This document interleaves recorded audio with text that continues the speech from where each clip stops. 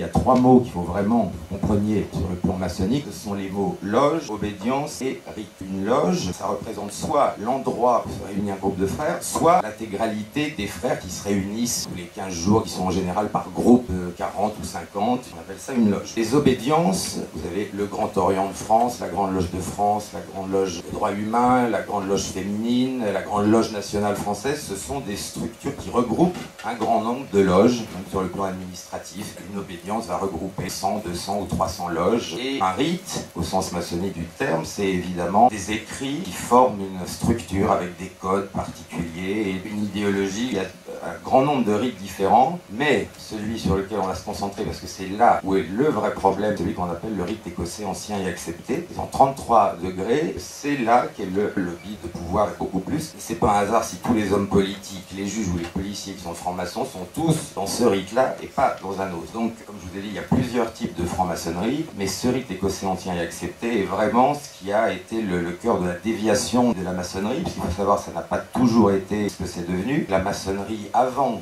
1717 avait rien à voir avec ce qu'elle est aujourd'hui. Au XIVe siècle, par exemple, vous aviez des francs-maçons qui étaient uniquement des compagnons du Tour de France, des ouvriers, des tailleurs de pierre, des architectes, et qui étaient donc des groupes extrêmement instruits. Il n'y avait ni lobby, ni quoi que ce soit. Au départ, ça s'appelait la maçonnerie opérative.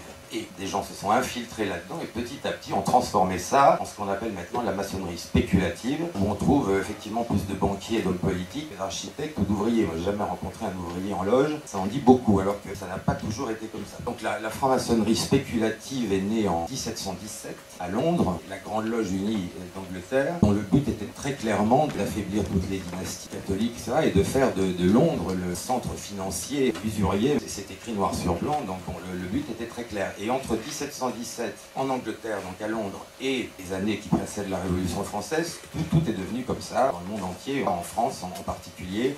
La maçonnerie opérative a disparu au profit de cette maçonnerie-là, qui à ce moment-là déjà devenu un lobby de pouvoir, et politique également, évidemment, par la force des choses.